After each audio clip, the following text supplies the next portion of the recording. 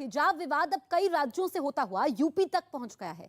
मामला यूपी के जौनपुर का है, जहां के तिलकधारी कॉलेज में पढ़ने वाली छात्रा ने आरोप लगाया कि हिजाब पहनने की वजह से टीचर ने उसे क्लास से बाहर निकाल दिया। कॉलेज के प्रिंसिपल के मुताबिक उनके पास ऐसी कोई शिकायत नहीं आई है। अगर शिकायत आती है तो वो मामले की जांच करवाएंगे। मैं हमेशा की तरह क्लास में हिजाब लगा कर गई, जिससे सर आते ही मुझसे पूछे कि ये तुम क्या लगाई हो। हमने कहा कि हमने हिजाब लगाया हुआ है। उन्होंने कहा इस टाइम जो कर्नाटक में हो रहा है गर्ल्स मुस्लिम महिलाओं के साथ बहुत अच्छा हो रहा है, उस तरह का नियम अपने यूपी में भी लागू होना चाहिए। चूँकि मामला मीडिया के माध्यम से संज्ञान में आया है तो मैं इसकी जांच करवाता हूँ और मैंने छात्रा को और छात्रा के पिता को और संबंधित व्यक्ति को बुलवाया है और देखता हूँ पूरे प्रकरण की जांच करता हूँ, फिर आगे जो उचित होगा। तो हिजाब विवाद सुप्रीम कोर्ट पहुंच गया। हालांकि सुप्रीम कोर्ट ने यह बोल दिया कि वो पहले यह देखेगी कि कर्नाटक हाई कोर्ट से इस मामले में अंतरिम राहत मिलती है या नहीं। इस मामले पर थोड़ी देर बाद हाई कोर्ट में भी बहस हुई, जहां से हिजाब विवाद पर फिलहाल कोई राहत नहीं मिली। कर्नाटक के हिजाब विवाद पर वहां के कई शहरों में प्रदर्शन हुआ था और धीरे धीरे प्रदर्शन की आग देश के दूसरे हिस्सों में भी पहुंच गई। दिल्ली में कर्नाटक भवन के सामने लेफ्ट के छात्र संगठन आयसा के छात्र जुटे, जहां उनकी पुलिस से धक्का मुक्की हुई, जिसके बाद पुलिस ने सख्ती करने की ठानी और उन्हें हिरासत में लेना शुरू कर दिया। आयसा के तमाम छात्र प्रदर्शन कर रहे थे हिजाब पूरे कंट्रोवर्सी को लेकर। जो तमाम छात्र हैं उन्हें पकड़ के बसों के अंदर ढकेल रही है। ये छात्र हिजाब विवाद पर मुस्लिम समुदाय की महिलाओं के समर्थन में इकट्ठा हुए, लेकिन उनका प्रदर्शन शुरू नहीं हो पाया और पुलिस ने उन्हें रोक दिया। हालांकि उन्होंने कोशिश की कि प्रदर्शन शुरू हो जाए, लेकिन उससे पहले ही पुलिस वालों ने सख्ती का डंडा चलाया और प्रदर्शनकारियों को डीटीसी की बसों में ठूंसना शुरू कर दिया।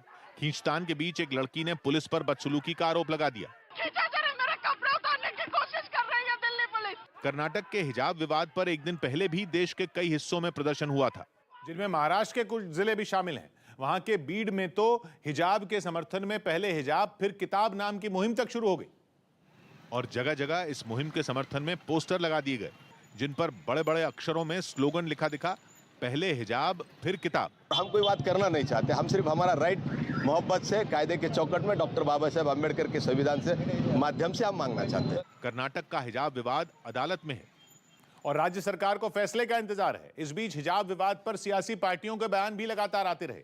यूपी के सहारनपुर में चुनावी सभा के दौरान प्रधानमंत्री ने भी मुस्लिम समुदाय की महिलाओं के अधिकारों की बात की और आरोप लगाया कि विरोधी उन्हें भड़का रहे हैं।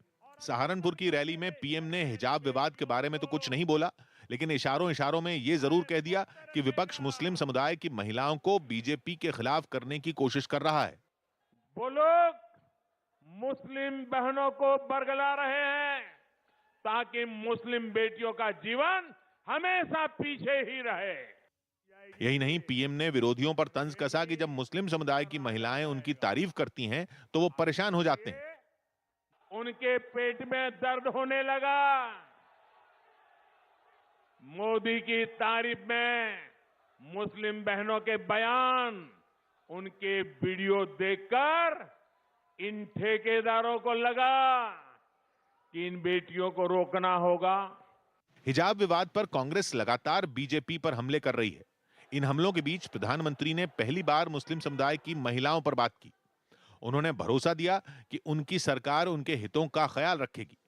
इस बीच कर्नाटक हाई कोर्ट में लगातार तीसरे दिन हिजाब विवाद पर बहस हुई, जिसके बाद सुनवाई सोमवार तक टल गई, लेकिन तब तक अदालत ने याचिकाकर्ता को कोई अंतरिम राहत नहीं दी। मतलब यह कि हिजाब विवाद के बाद जो छात्राएं अदालत गई थीं, उन्हें फिलहाल कोई राहत नहीं मिली।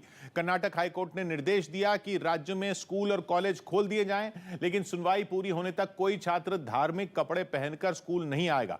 मतलब यह कि फिलहाल मुस्लिम समुदाय की छात्राएं स्कूल कैंपस में हिजाब नहीं पहन पाएंगी। जज ने यह भी साफ कर दिया कि वो जल्द से जल्द ये विवाद सुलझाने की कोशिश करेंगे। इस मामले में अगली सुनवाई सोमवार यानी कि 14 फरवरी को होगी। हाई कोर्ट में तीसरे दिन की सुनवाई से पहले हिजाब विवाद पर सुप्रीम कोर्ट में भी जनहित याचिका दाखिल कर दी गई और मांग की गई कि छात्राओं को हिजाब पहनकर स्कूल में दाखिल होने दिया जाए।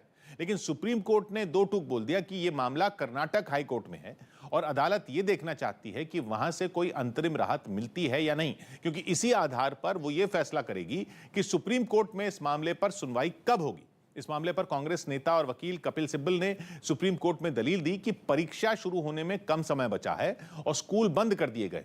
यही नहीं, उन्होंने कोर्ट में कहा कि छात्राओं पर पत्थर फेंके जा रहे हैं। ये मामला दूसरे राज्यों में भी फैल रहा है, इसलिए सुप्रीम कोर्ट जल्द इस मामले पर सुनवाई करे। इसके अलावा उन्होंने मांग की कि छात्राओं को हिजाब पहनकर स्कूल जाने की इजाजत मिले, लेकिन सुप्रीम कोर्ट ने हाई कोर्ट की सुनवाई का इंतजार करने का फैसला किया। इन सबके बीच केंद्रीय मंत्री नितिन गडकरी ने हिजाब से जुड़े विवाद को समाज के लिए गलत बताया। The small incidents are not good for the society. We have to think in a wider interest. Mumbai के कॉलेज में भी हिजाब मामले पर विवाद शुरू हो गया है। मुंबई में माटुंगा के एमएम शाह कॉलेज ने हिजाब, घूंघट और स्कार्फ पहनकर आने पर रोक लगा दी है। कॉलेज के पोर्टल पर यह सूचना दी गई है, जिसका विरोध शुरू हो गया है। हालांकि कॉलेज की प्रिंसिपल ने साफ कर दिया कि यह नियम छात्राओं की सुरक्षा के लिए बनाया गया है, ताकि चेहरा ढककर कोई असामाजिक तत्व कॉलेज में प्रवेश न कर पाए। पास्ट में ऐसे इंसिडेंसेस हुए हैं जिसमें बच्चे, मतलब मेल या बच्चे, तरुण युवक यहाँ पे कॉलेज में कुछ हिजाब पर कुछ अलग अटायर करके आते थे और बच्चियों को परेशान करते थे। जब ये इंसिडेंसेस बढ़ने लगे तभी हमने ये डिसीजन ले लिया कि इस तरह का कोई भी अटायर करके बच्चों को क्लास में